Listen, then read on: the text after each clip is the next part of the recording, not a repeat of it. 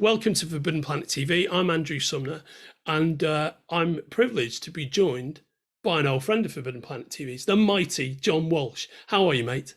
I'm very well, Andrew. It's great to see you again. It's been nearly a year. Nearly a year, but I know that that has been a very productive year for you because we are just about to talk about your epic, and I really mean this, epic new book, Escape from New York, the official story of the film, which Escape from New York fans, fans of good cinema and fans of great cinema books, can order from the links attached to this conversation. Now, this is one of your magnum opus, opie, I guess. Tell me how it came to be and what's inside this magnificent book. Well, thanks, Andrew. I think it came on the back of last year's 40th anniversary for Flash Gordon. Yeah. And we were talking, with Tyson Books about what's coming next. And of course, the 40th anniversary this year for 1981's Escape from New York with John Carpenter. And of course, we have great ties with Studio Canal, the rights holder, and we felt, it'd be a right time to do this. And, the film has never been as popular. If we think of when it was on VHS back in the day, now it's had a 4K restoration ahead of any other film from 1981. So if you think Dragon Slayer, Clash of the Titans, The Great Muppet Caper, Raiders of the Lost Ark, these were the summer, films for that year. And yet none of them were 4K'd before John Carpenter was. That was about 2 or 3 years ago. The folks down at Studio Canal got the original camera negative and brought it to us, the consumers, again. Yeah, wonderful. And I'm a person of a certain age who saw Escape from New York on its original week of release back at home in Liverpool, and myself and my mates at the time were just absolutely blown away by it. And I was a great John Carpenter lover, great lover of Assault on Precinct 13. Some of which, Escape from New York has some of that energy. They've got a similar energy, those movies, I think, while also being quite different. But one of the things I would describe Escape from New York as is hypnotic. I think it really sucks you into this alternative world right from the get-go. Yeah, there's a dream-like state in it. If we think of some of the music and some of the pacing, as much as it's a thriller and there's a 24-hour clock ticking, if you're watching this late night, and it really is a midnight movie, isn't it? It's a Friday night, it's a Saturday night. Yeah. It's got a sort of an adult Alice in Wonderland feel about it, or a Wizard of Oz feel. In goes this soldier to rescue, of all things, the President of the United States, not a very nice man, and partly based on former President Richard Nixon. It's that the whole premise for it is dreamlike, and certainly the ethereal music that John Carpenter created with Alan Howarth gives it that feel. But the whole film is then sealed within its own future of 1997. And as we look back on that film now, we don't think it looks dated. We don't think the FX could do with being CGI'd and upscaled. And so it's kind of within its own atmosphere, much like a Harryhausen film. Ray Harryhausen films don't date. They are within their own time frame. He creates themselves. And when John Carpenter is very successful and is working on all cylinders, that's what happens. His films are hermetically sealed.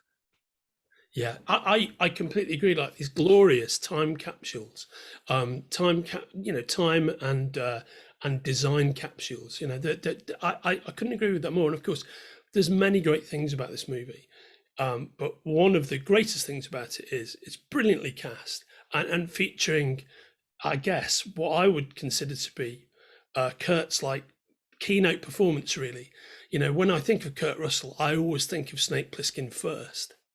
Even though essentially he's doing an impression of Clint Eastwood, it's just but visually it's such an iconic role.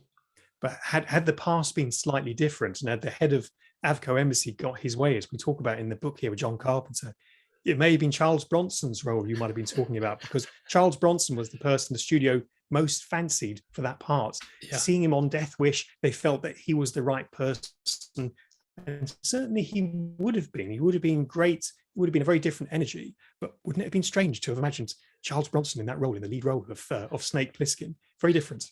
Well, I think this is so interesting about what you do and about your forensic process for digging into these official story of books. Because I have to say, John, I think the great thing about your work is you truly leave no stone unturned in your process. And my great treat to myself, because I was a guy who wrote about films for 30 years. My great treat to myself last Christmas was your Flash Gordon book, which I just loved so much, also published by Titan and also available from the links attached to this conversation. But this to me is a worthy follow-up to that, and I just can't wait to dig into it. So in terms of who was in the people who were involved with the movie, who did he get to speak to, John? Well, we've got interviews from everyone who's survived, and fascinatingly, I've got interviews and comments from people who are no longer with us. So great quotes from Ernest Borgnine, Harry Dean Stanton, Ernest Borgnine, Donald Pleasance. So we've really tried to encompass unpublished and unread articles and views from all of those people involved.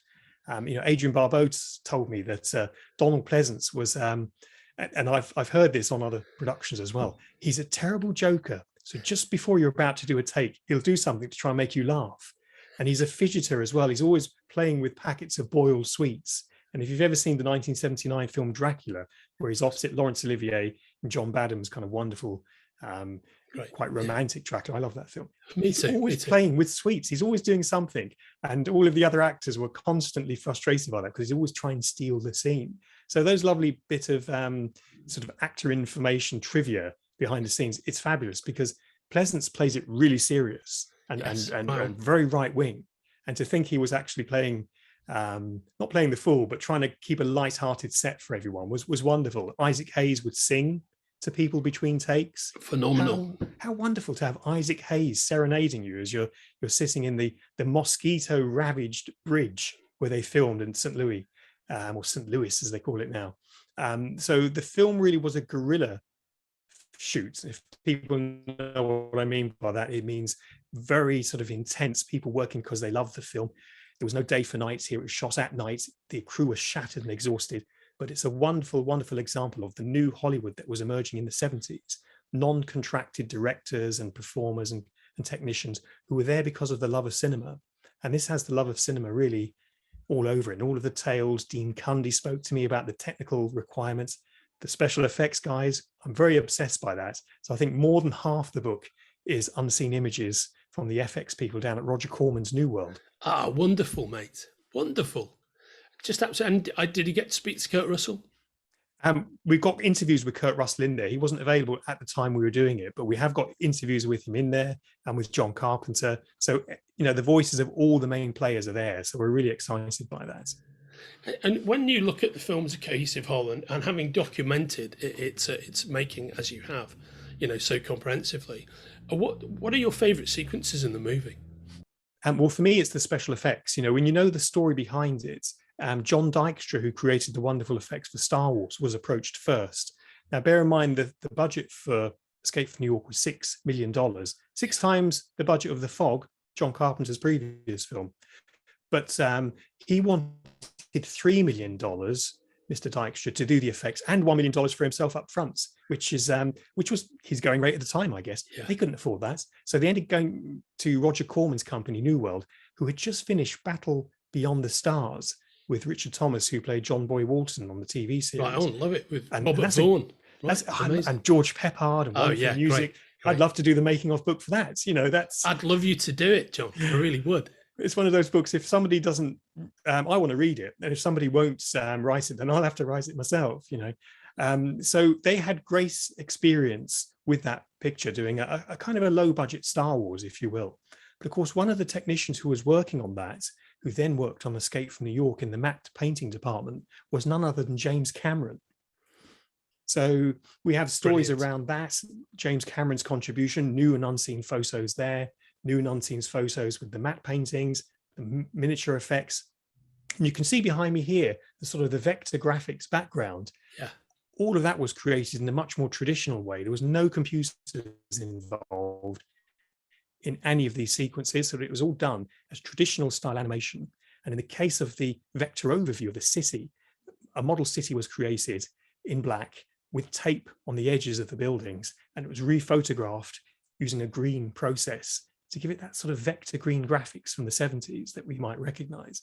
So all of those tricks are revealed, you see right behind the magician's curtain in the book, and the deleted scenes, what could have been, what happened with the music. We spoke, of course, to Alan Howarth, all the variations on the poster design. There was controversy around this particular image and so on. So all of that is in there, unseen versions of those. So really, for people who think they know the film and the making of, revisit, because I will guarantee there is something in there that you didn't know, because there was lots I didn't. And I'm a pretty big fan of the film. Wow, amazing. I mean, no finer endorsement than that. And again, you know, I think you're at the absolute top of the tree in terms of people who assemble these kind of books. And I know how detailed your process is, but you approach it with love and enthusiasm and forensic interest, all of which really speaks to me as a movie fan. And there are lots of Escape from New York fans out there, quite rightly. And I think this is just a massive Christmas treat for them, mate. Well, I hope so, you know, because there's been lots of talk of a remake. And of course, there was the sequel, Escape from LA. Of course. People return to this. And in a sense, when we look at it just from a business point of view, it was the last successful film John Carpenter had. Of course, people say to me, well, hang on a minute, what about The Thing and Big Trouble in Little China? They're great films. They're marvelous films and deserve books and so on. But financially and critically, they failed at their point of release. Yeah. And so this was the last film that was a bona fide hit, both with critics and with the box office. And that was 1981. So tough old business. Yeah, it is a tough business. I think you're making a very interesting point, because, of course, now The Thing, Big Trouble in Little China are beloved and feted and celebrated, and are seen as part of this very rich relationship that Carpenter had with Kurt Russell. I also think you've touched upon something very interesting, which is I can't think of anybody who has starred in a 15 years later sequel who looks as little changed as Kurt Russell does between Escape from New York and Escape from LA. It's just amazing how he looks, how he doesn't appear to have aged in between those 2 points.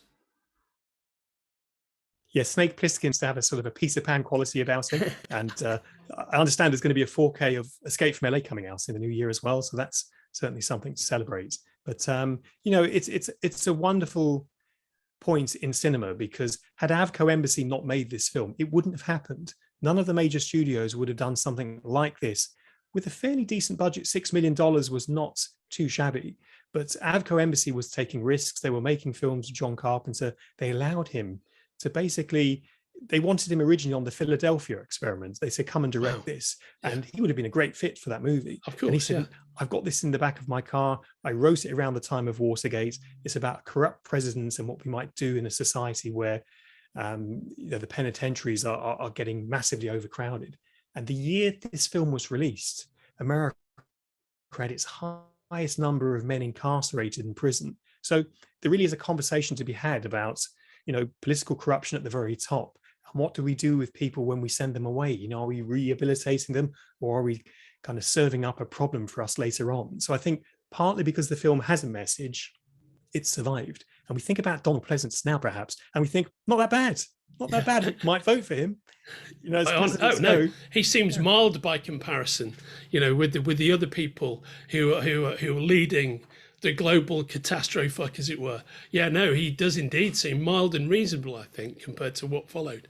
I think those are such well-observed points, John. And again, it's a beautiful package, and you've done your usual fantastic job. Thanks so much for sharing with me and with the Forbidden Planet TV viewers.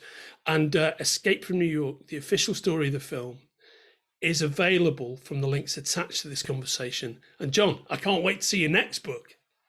I can't wait to. I'm not allowed to say, but I'm hoping to bring a lot of excitement when people find out what's coming next. Well, I know what your next book is, of course, and people are going to fucking flip out. But it's a worthy successor to what you've done for Flash Gordon and what you've done for Escape from New York, both of which, Escape from New York and Flash Gordon, available here. And John, you have a very Merry Christmas, a very happy holiday, mate, filled with dystopian tales of New York reimagined as a prison. Thanks very much, Andrew. Great to catch up with you. Yeah, always great to see you, brother. You take care. Bye-bye. Bye now.